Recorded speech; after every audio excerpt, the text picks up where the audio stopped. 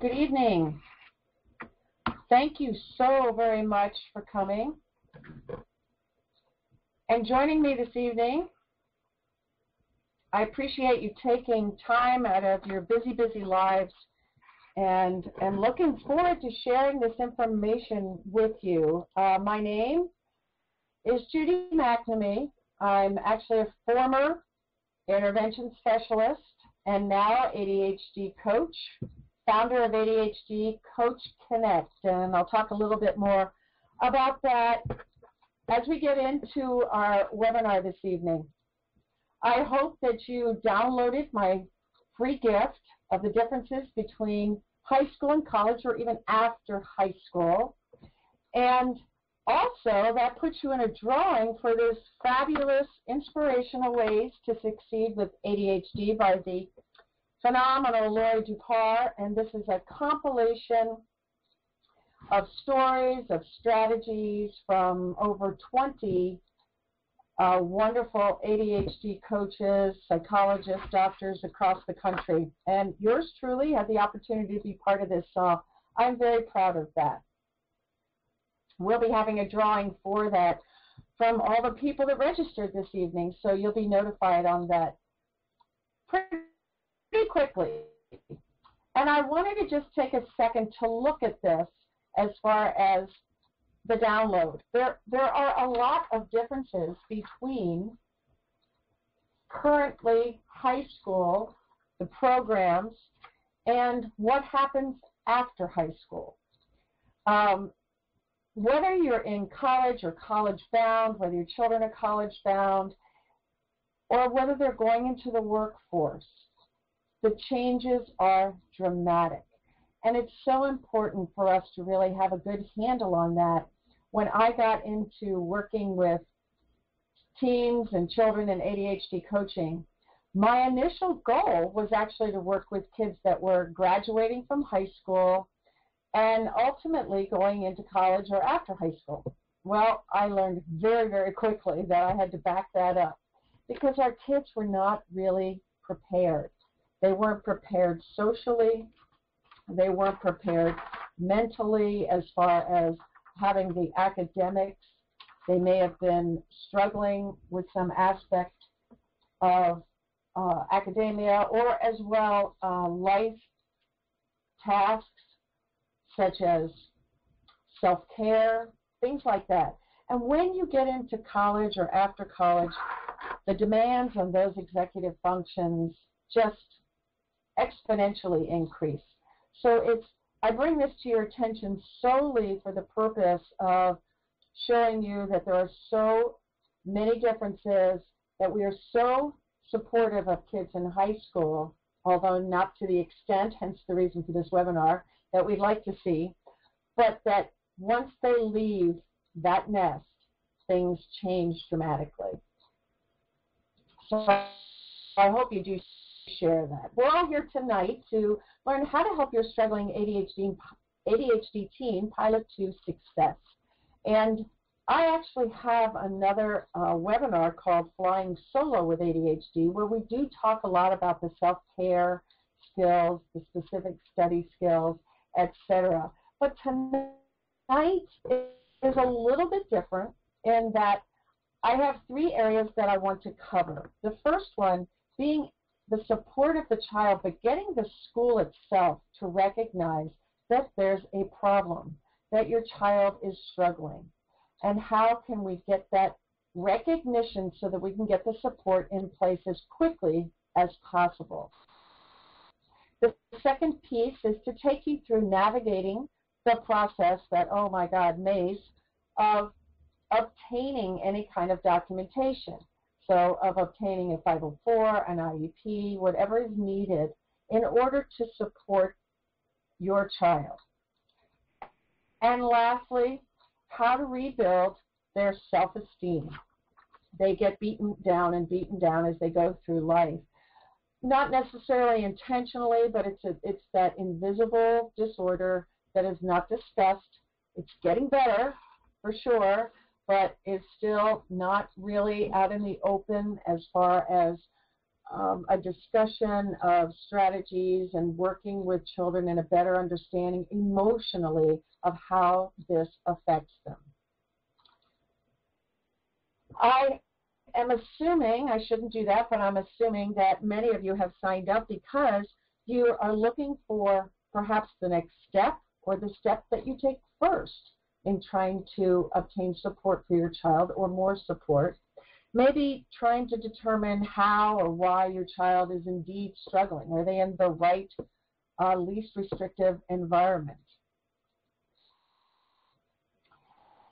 Maybe you're having trouble getting answers from the school, from other resources, and maybe you just need to try and access some resources to see if there's something of value you can take back, or you're looking for what the best support for your child is.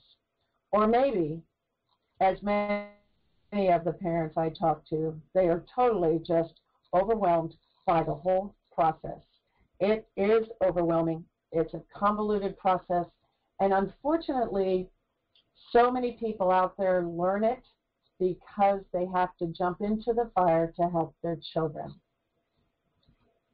There's some sobering stats out there that I'd like to share.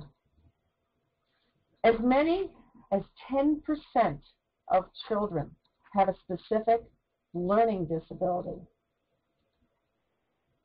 We know that ADHD is a disorder that often occurs in children, but we are up to 6.4 million, and probably higher at the time of this webinar, that American children ages 4 to 17 have been diagnosed. We know that symptoms are often appear at 3 to 6 ages, but the difference here is at 3 to 6 years of age, your children are often riding on your executive functions as a parent. And I work with ages around 11 or 12 on up because that's when we see the transition from potentially an elementary, intermediate type setting into a middle school setting, or even a middle school into a high school setting. But all of a sudden, there's more pressure on those executive functions. Teachers assume kids can organize and that they came out of the womb with organizational skills. And so I see a lot of this really start, especially the predominantly ADD students, really start to express itself around the ages of 11 or 12 in the middle school range. There's now over 6.1% of children being treated for ADHD with medication, and this is such a huge increase over the past 8 years of over 42%. We also have statistics that show us that 35% of students with learning disabilities do drop out of high school. A sad one for sure.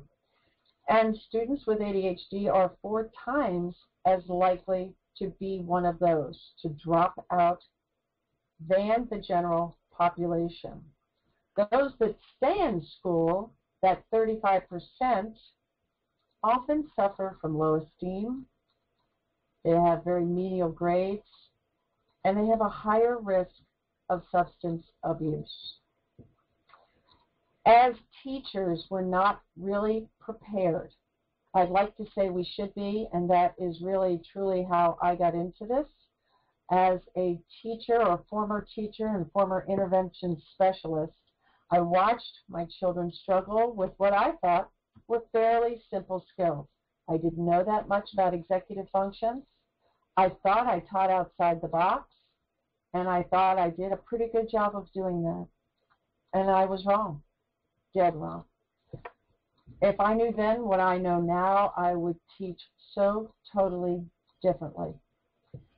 And unfortunately, we've got some great, great educators out there. I also work as a mentor with some of these educators.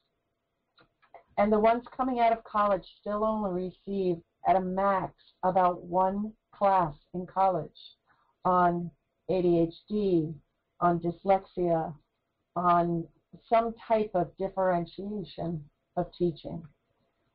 So I guess we still feel that we can put children in a box, sit them at a desk for 8 hours, and they're going to achieve. And we know that that's just not the case. So that statistic, unfortunately, is still rather high. We also know that 62% of learning disabled students are unemployed their first year out of high school. And with that being said, that's one reason for this particular webinar, because we still have parents who are overwhelmed by that process. I hear about them, I talk to them daily, and I just want to be able to help you find the easiest way to get that support for your child as quickly as possible. But before we solve the problems and know what support to give our children, we need to know, or at least have a better idea of what that problem might be. Some of the first warning signs that we see that we're having a struggle, either due to ADHD or other learning disabilities, because we often see that comorbidity occur where we have dyslexia, we may have depression, we may have a learning disability with that, is anxiety. It can be anxiety for tests, it can be anxiety just to go to school, it can be anxiety to walk in a specific classroom. Disinterest may show up. A child that you had that once upon a time loved school, now all of a sudden is totally disinterested. There are sometimes those family homework battles that seem to explode, and you may see personality changes in your child, or their demeanor changes from what you recall they were before. They may be struggling from some type of overwhelm. They're just not able to handle the organization, maybe the homework that's being thrown on them, the work at school. Maybe the curriculum itself is not really ideal for the way their brain thinks. And, of course, we have those personality conflicts, those teacher conflicts that can occur as well.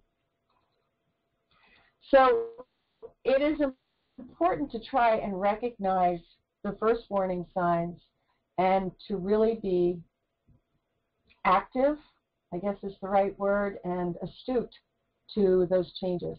There may be changes at a home that are occurring within the family, and those too may have a direct cause on some of the struggling of students.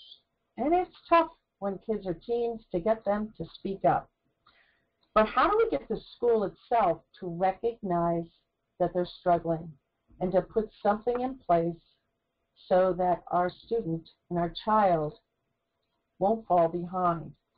Well, I have what I call my Kate trifecta.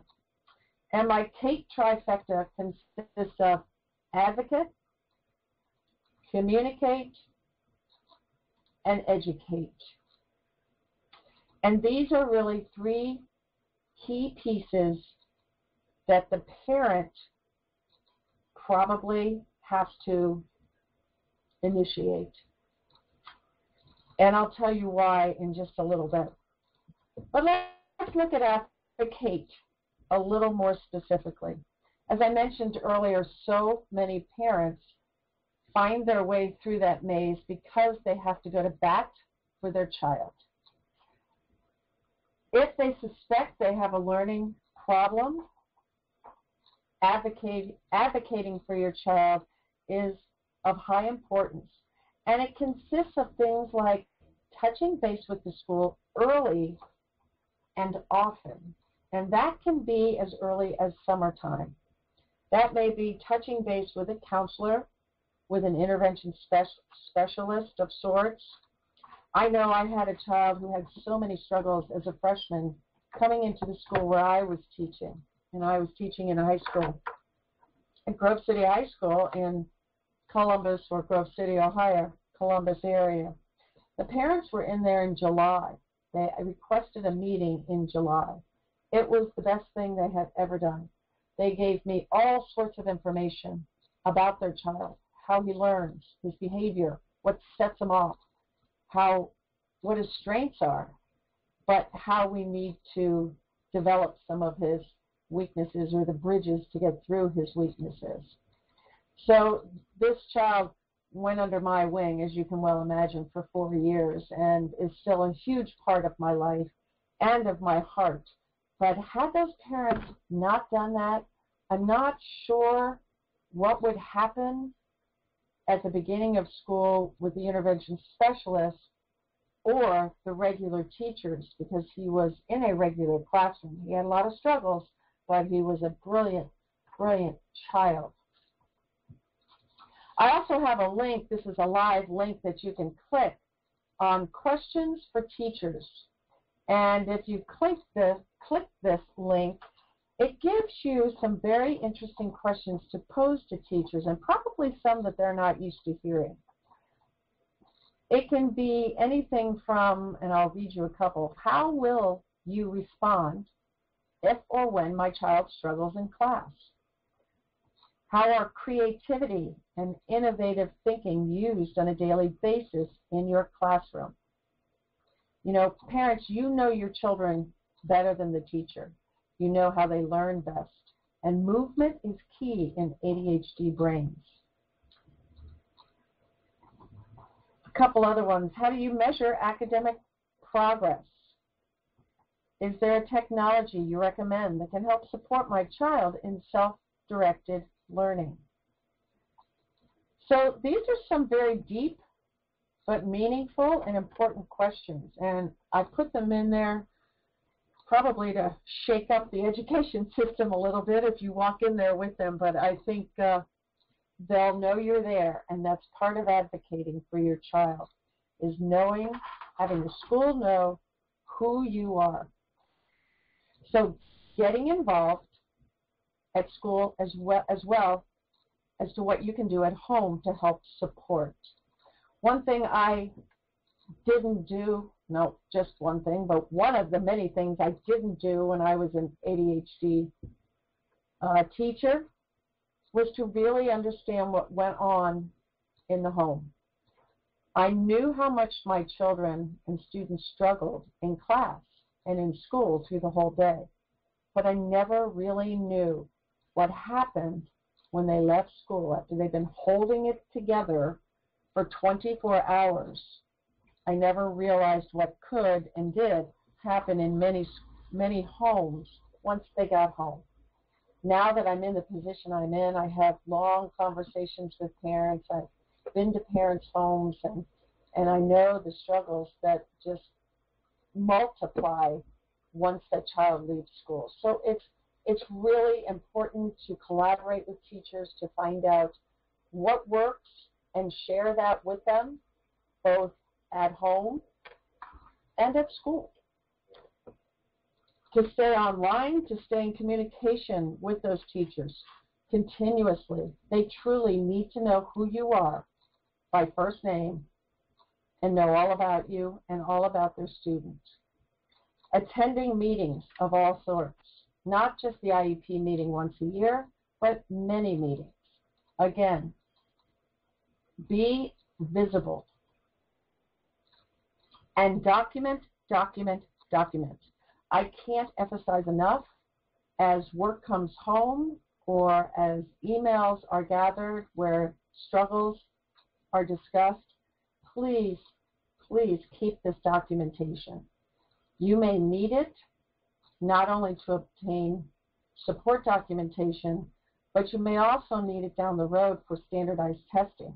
That's become very, very difficult to get accommodations through, whether it was OGT testing, we now have the PARC that's out, and ACT and SAT. Very, very difficult, that often we have to go back to documentation of the struggles. So I encourage you to do that. Our second Kate was communicate. And some of these, as you can see, overlap. But communicating in maybe a different way. I have visualized and been part of the parents that came in with all bells flaring, probably from my head, But you know what? Those were usually the ones that were not involved until the last minute, until they saw that their child was truly way behind and had not attended meetings. And I know that's not you, so I know that's not an issue. But what is difficult to do is be the problem solver and help the teacher be the problem solver, especially if you're working with a psychologist at school or an intervention specialist or reading specialist, whoever it might be. It's so difficult to do this, but it really is important to try and go in with your emotions intact. And if we're doing this consistently, it is much easier than if you're reacting. We want you to act and not react. So we want you to go in and, being on the teacher side at one time, to sit down and together to better understand the struggles at home and maybe at school, to get a better insight as a teacher of how you know your child and how best he or she might learn. And then to be part of coming up with solutions. So coming in as a parent with your emotions intact, but trying to keep it objective, will be the most productive for everybody. And I know how difficult that is, because I know how some of these students are struggling so. And they they tug at the heartstrings of most of the teachers too. Getting to know the teacher, getting to better understand what it's like to walk in their shoes. I know they have 25 to 30 kids in class, but there's nothing worse as a parent to hear when you're there to talk about your own child, is to hear that there's other kids that they have to make sure are taken care of. You're there to talk about your child. And even as a former educator, that was always a tough line to swallow. Because as a teacher, IEPs are individualized. As a teacher, you need to know the needs of your children, the learning styles of your children.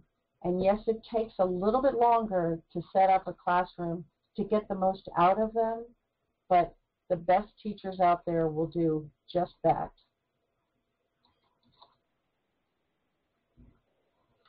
And learn about your school. Do they have online textbooks? Most of them do now, so that textbooks don't have to be carted around. And with that, you can also get some wonderful software to read to your child if they are unable to really comprehend or read out of the book itself. What other services might be provided for academic or behavior support? Is there tutoring? Is there a mentoring program? Is there character education? Is there online instruction or online support software? Is there scheduling that can be rearranged? And again, that's another reason to go so early in the summertime. You want to get the teachers that work best with your child and with the type of struggles. An ADHD child that needs to be moving and engaged is not going to be very successful in that classroom where the teacher is nothing but a lecturer. There are also positive behavior support teams in schools. There are behavior contracts, there are attendance contracts. Again, there may be out-of-the-box type of programs you can set up with an intervention coordinator. These are all things that can be put into place. So knowing the services, asking, because sometimes the schools will not volunteer that information.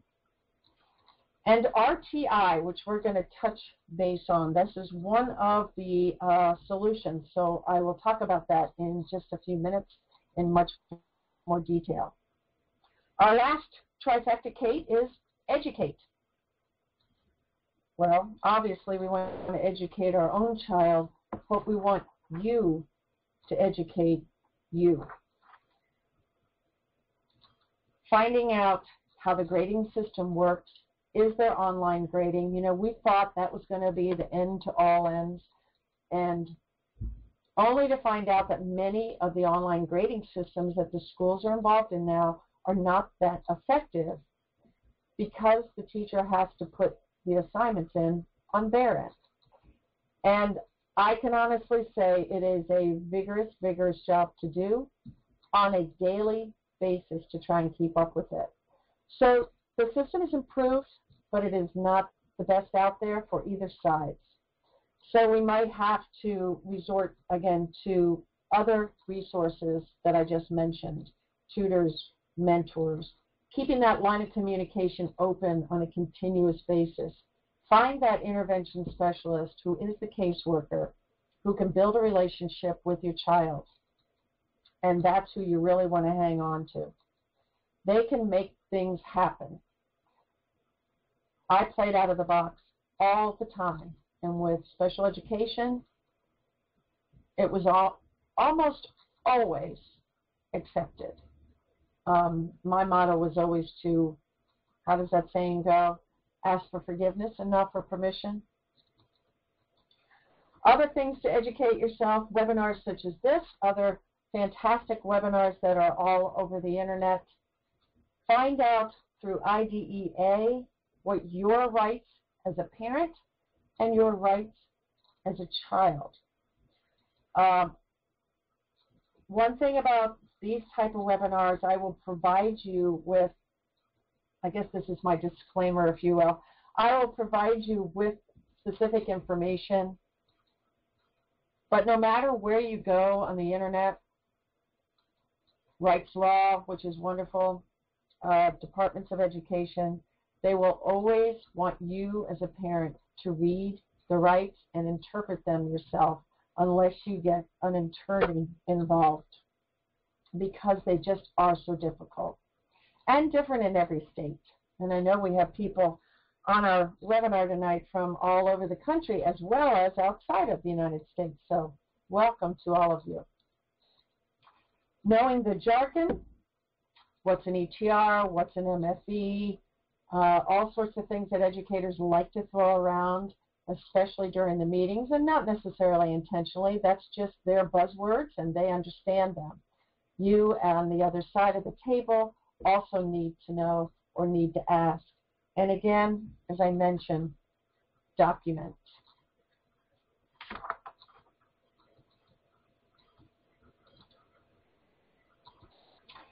The second piece we want to really provide you with is how to navigate that convoluted maze and process to obtain IEP and 504 support.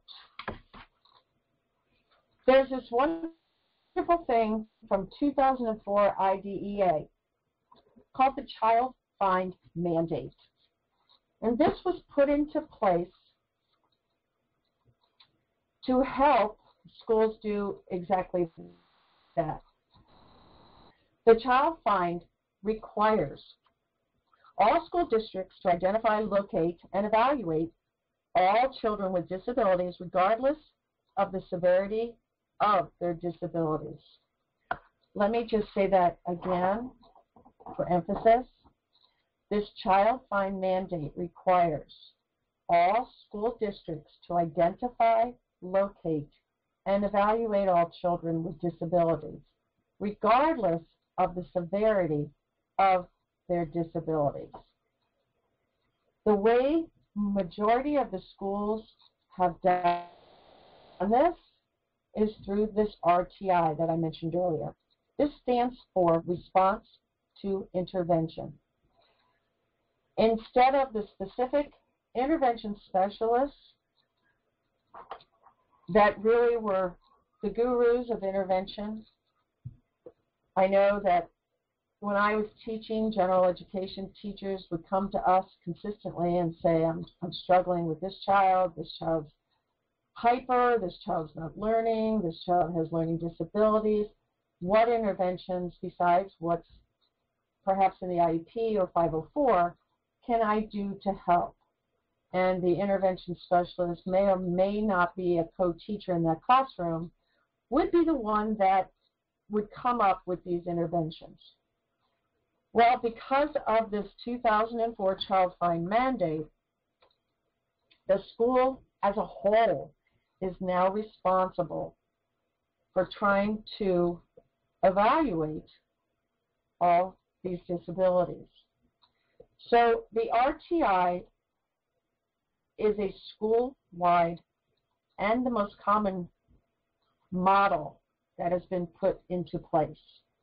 And I showed you a little slide here because the bottom of the pyramid is really the entire school. So we're providing a high quality instruction for 100% of the students.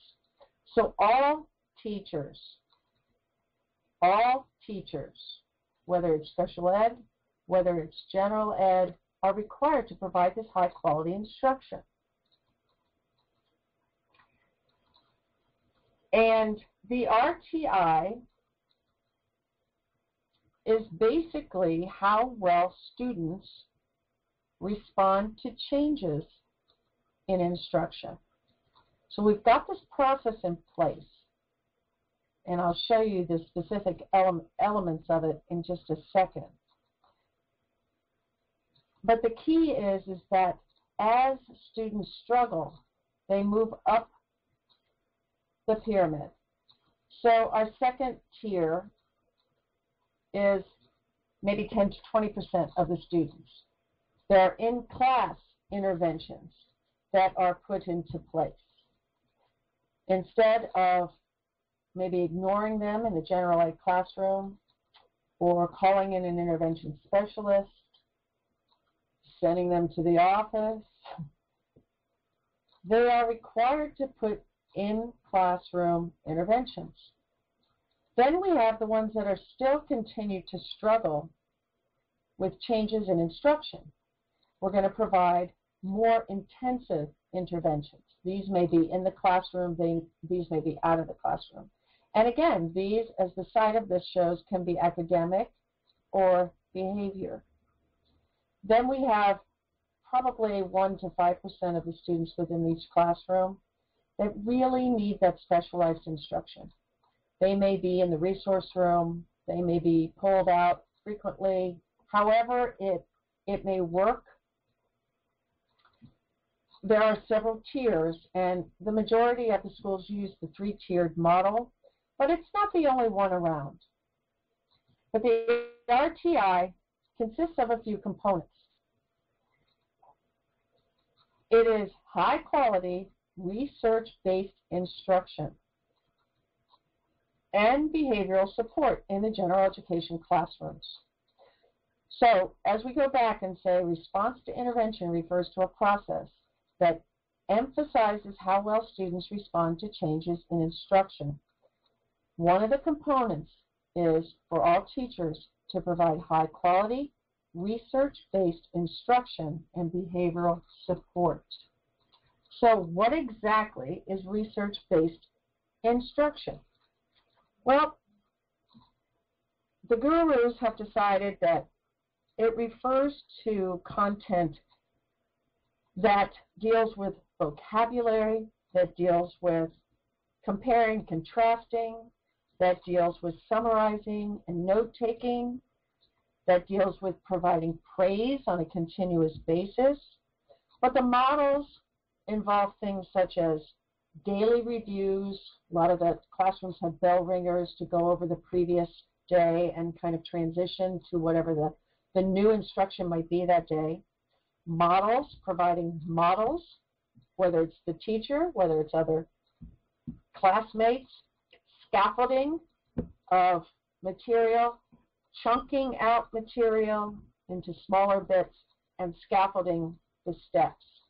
Those are some of the examples of research-based instruction. The second component is ongoing student assessment. And this has been huge, and is huge in what's now Common Core, and that is to continue to assess with both formative and summative assessments. And I probably have no doubt that your child is getting that in each classroom. Formative may be something as simple as how many understand the concept we just went over. It may be an exit slip. It may be a couple questions written down. It's a very informal type of assessment to see what kind of understanding and where that teacher has those students as far as achievement.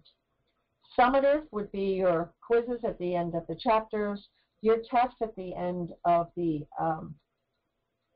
units, and the standardized testing. So it's much more of a summary of a great amount of content.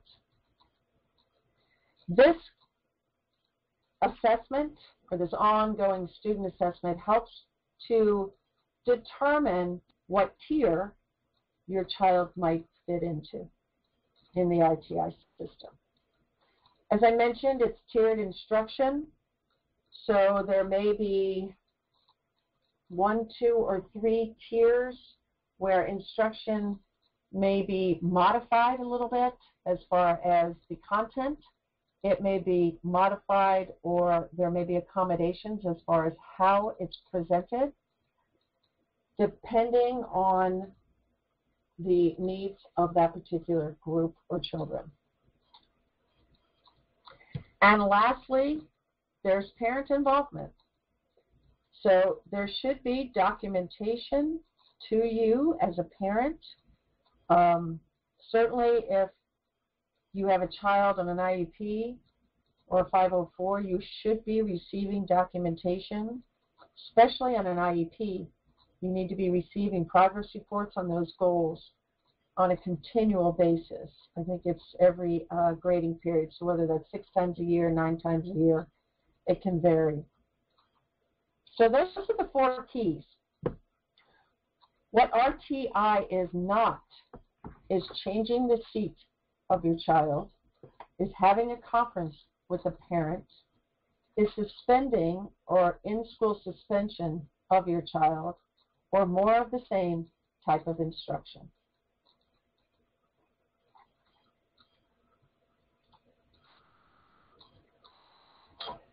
I'm going to take about a 15-second break just for you to take a break yourself if you need to kind of process all the information I've given you, and then we'll dive into the specific maze and the process of how we work through as a parent to get the IEP and 504 support.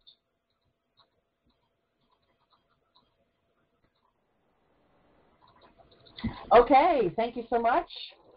Hopefully that gave you a little chance to breathe and kind of digest everything. Again, should you have any questions, please feel free to type in the chat box. I'll try to get to them. I have some that have been sent in ahead of time, so hopefully I can address those as well. But let's tackle our process and our maze, discovering the road to the IEP and 504 support. First, there is a referral process. This referral process can happen either by the parent or by the school, or what we call an LEA, which is a local education agency, if that particular child is not in a public school per se. So there must be a referral process. Now, I am actually going to go through specifically this process if it all goes as scheduled. In other words, I will go through it with all positives and then talk a little bit about what happens if it's rejected. So the first thing is we receive a parental request, and the school district will then send parents a document called the prior written notice. The document states whether the school is initiating their evaluation or not, because understand, the school does not necessarily have to evaluate your child. This is the big reason why I had mentioned earlier, document, document, document. You want as much documentation as possible if for some reason the school refuses to do this. You will get this prior written notice, but it will be a 30-day wait. Here's where the drudgery comes in, and we're just beginning. So upon 30 days, the school has said, yes, we will evaluate, but now we need a meeting for consent. Sometimes you will find schools will just send out the paperwork, but most of them will have a planning meeting, and will have forms that need to be signed. There also needs to be some discussion on what assessments will be taking place to evaluate the child. So 30 days for the planning meeting. So you've gone to the planning meeting. Parent consent is given. We're on the track. The evaluation begins. Another waiting period, and this waiting period is, yes, 60 days. And I truly don't know of too many schools that don't take that 60 days. I know when I was in the education system, our psychologist was just being overwhelmed by the number of testing because we're discovering so much more. Even through the RTI process and through better education and observations and knowledge, teachers are recognizing struggling students. So there's more testing that is going on. Parents, like yourselves, are becoming so much more educated and knowledgeable about different things and how environments and ADHD and diagnosis and things like that can affect your child. So written consent. But I know the psychologist who I spent a lot of time with was just overwhelmed with testing. So 60 days, and they will gather as much information as possible. There should be observations. There should be classroom-based assessments. There should be information not only by the school psychologist meeting with the child, but information that is gathered from intervention specialists, from regular education teachers. There should be a whole group, and the parent themselves should be part of this evaluation team report. And thus we get the ETR. So all this information is gathered, and we have what's called the evaluation team report. So when the evaluation is completed, you then are invited to a meeting, and they're going to determine the results of all the assessments, the observations, etc. So the ETR information is brought to this meeting, and you go to the ETR meeting, another meeting. So we're now, what, 90 days, right? 90 days after you have provided consent. So this evaluation meeting is to be completed, and it is with everyone, school, staff, parents, psychologists. Psychologist is usually the one that goes through this because he or she is more knowledgeable in that area and all that wonderful paperwork, and determines eligibility. In this particular case, as I mentioned, it's an ETR meeting. It's the result of, more jargon, MFE testing, multi-factored evaluation. Good jargon to know. So determine if your child qualifies, and yes, your child does qualify. That is the good news. The bad news? Yep, 30 more days. And it's 30 more days for them to develop the IEP plan. So the individual education plan is developed. Now, at this ETR meeting, it could be determined that a 504 is sufficient. Difference being An IEP is much, much more extensive. It involves outside support, such as speech, such as occupational therapy, such as adapted physical education, modified curriculum, goes on for 14, 15, 16, how many pages? 504 is based off of Section 504 in the 1972 Rehabilitation Act, and it is not as extensive. The child does not have any type of modified curriculum, simply some accommodations. And so you usually see these with a not a severe diagnosis. However, thanks to some changes in the American Psychiatric Association, an IEP can be developed under other health impairment for ADHD alone. If there are functional difficulties,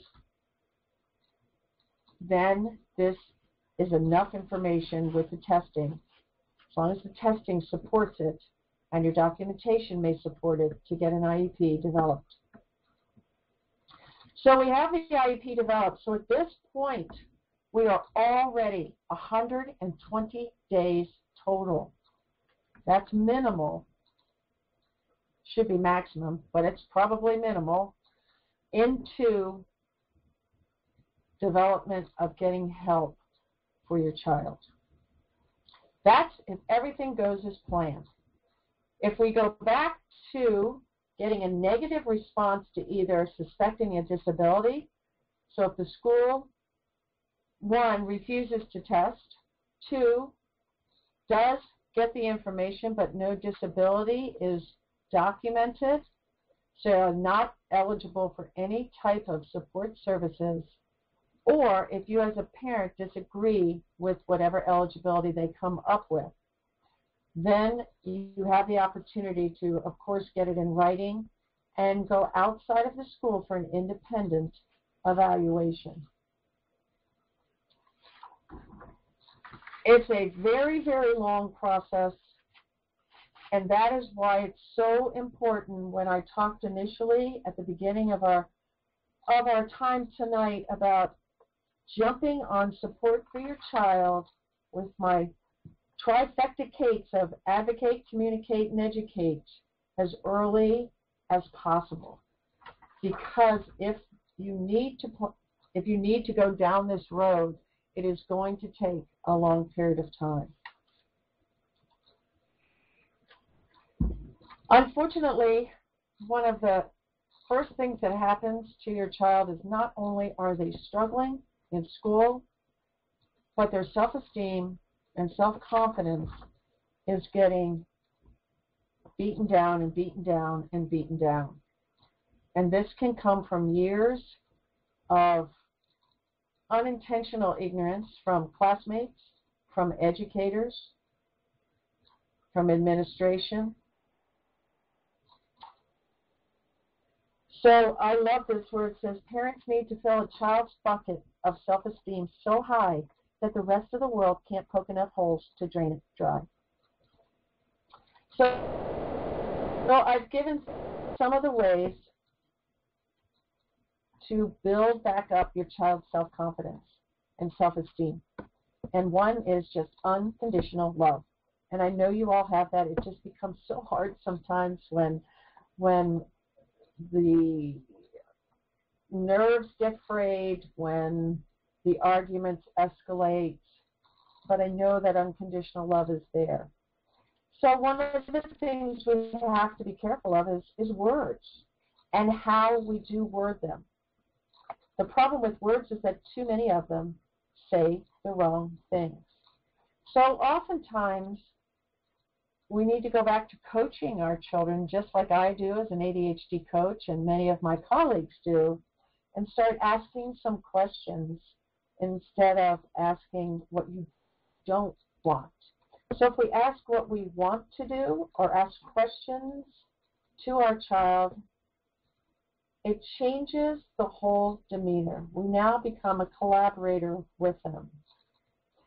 So instead of saying don't or quit or stop or no, which are so negative, and this is for educators as well. I provide this on my ADHD online workshops for educators.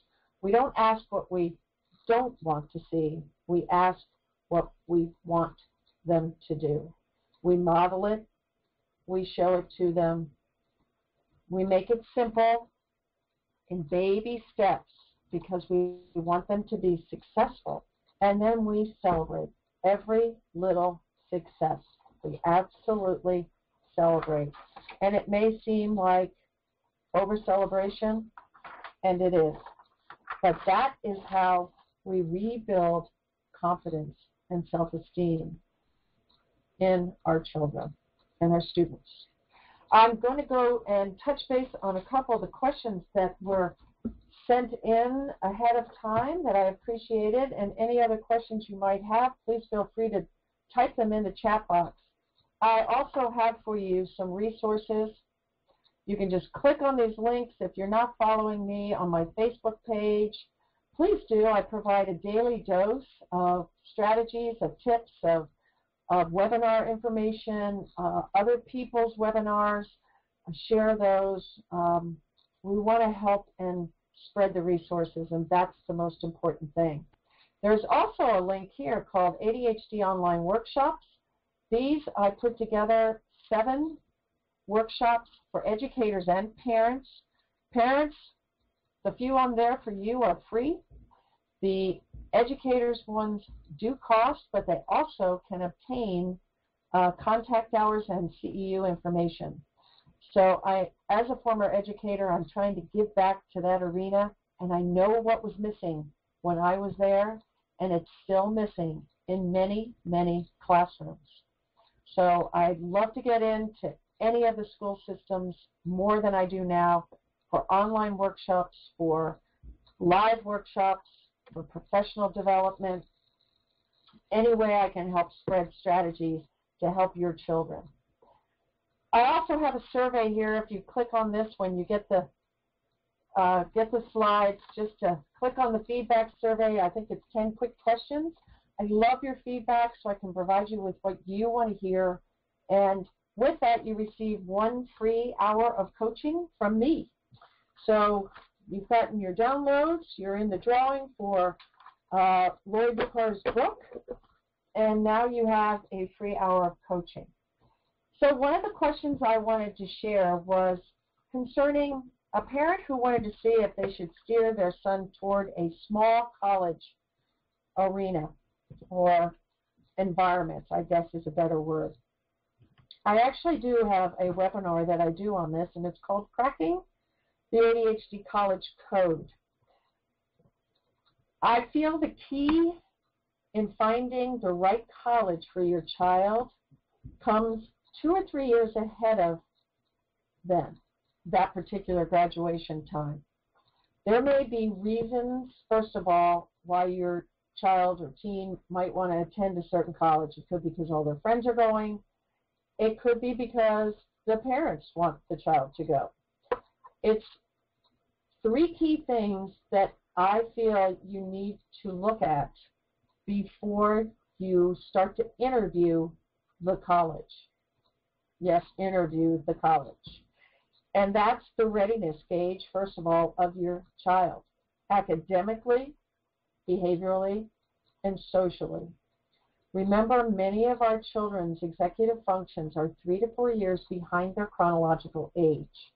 With that in mind, we sometimes are sending our kids to college at, quote, 15 years of age. Can your child or teen handle college academically, socially, at that age? So there are some things that we have to look at. There's a readiness gauge. We need to make sure that they are using their executive functions in many ways and not riding on the parents' coattails. Self-advocacy, being aware of their own struggles, signing up with the disability offices way ahead of time, and that's when you start to really interview those schools. And are they motivated? You know, a lot of things change whether they're in a small college or whether they're in a large college setting. Usually we find in the small college settings, we find more support, we find a smaller class size, and sometimes we find just a smaller environment that is a little easier to digest for the teen going in there. But remember that these things change. The environment itself will change dramatically, both physically as well as structurally. There's a structure and a routine that your child has been going through. This will change drastically. Socially will change drastically. In trying to find some type of organization to the dorm room, to the study time, to the discipline, and that's where that readiness gauge comes in. And that's where perhaps some intervention from the schools, from yourself at home, from a coach, whoever it might be, is really important before we send them out of the coop. As far as planning social activities for an older child, again, thinking back that if the child's 15 years old, they may be 11 or 12 years old socially. So if that's the case, what kind of things are they totally interested in doing? What would you expect? Or what do they want to do? What's their passion? They may be more comfortable to be on those hyper-focused video games, but online as opposed to face-to-face. So that's a question that's tough to answer unless we know a little bit more about the reasoning behind that and really where they stand socially. I have another question that says our biggest problem is our son seems to have an answer for everything. Always has to have the last word rather than knowing when to quit. He feels badly later but can't stop himself before it's too late. Any suggestions on what we can do to help rein it in? Not an uncommon situation, as the impulsivity is a product of the executive function impairment, a product of the self-regulation impairment. And so, therefore, sometimes we have to put together some structures to help present him with some boundaries. There are some different structures, and I don't have any right at my fingertip because we don't know specifically, but there are some different ways to implement perhaps some consequences, some rewards for controlling impulses, some distractions to distract them depending upon the age of the child, to another activity. But putting together some type of structure. I don't know whether the child is medicated or not. That sometimes is calming, but I know a lot of parents don't want to necessarily incorporate that, and I certainly understand that. But learning as much as you can about the ADHD and the impulsive behaviors. Again, it is a impairment in self-regulation, so it requires much more structure and reward system within the home so that they can start to learn those boundaries.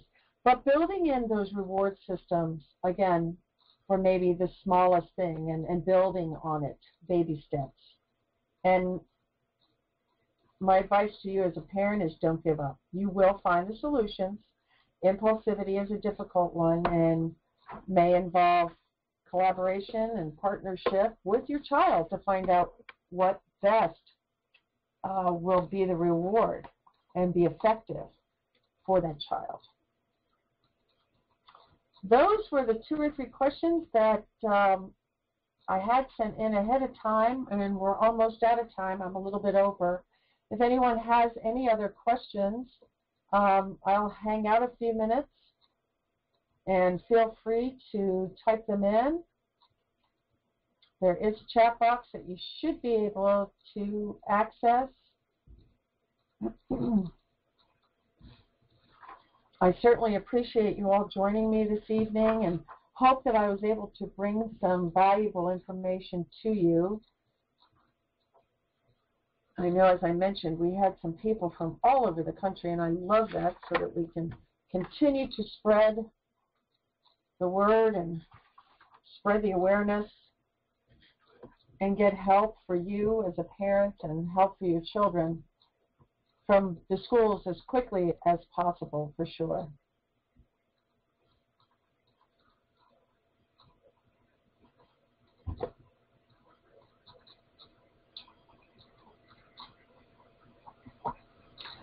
I will be sending out the recording links that will have the information for you so that you can refer back to it as needed.